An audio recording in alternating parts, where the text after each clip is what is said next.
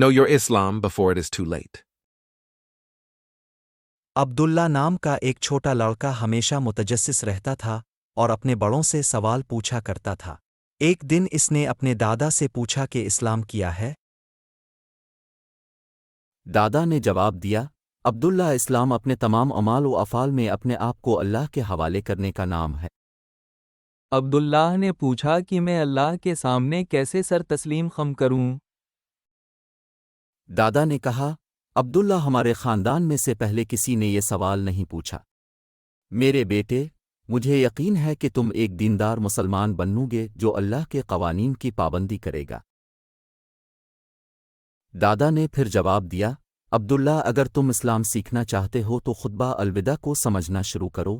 یہ آخری خطبہ ہے جو ہمارے نبی نے اپنی زندگی کے آخری حج کے دوران دیا تھا۔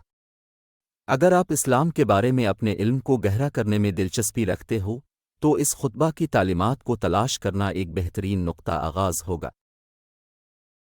دادا بولے، عبداللہ، بس تم ابھی یہ کام کرو۔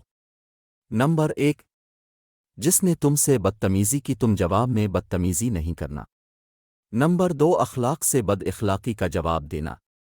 نمبر 3، بڑوں کی بات ماننا۔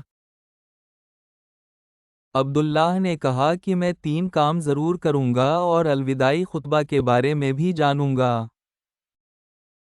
کہانی کا سبق: ہر مسلمان کو ہمارے نبی کے آخری خطبے کے بارے میں جاننا چاہیے۔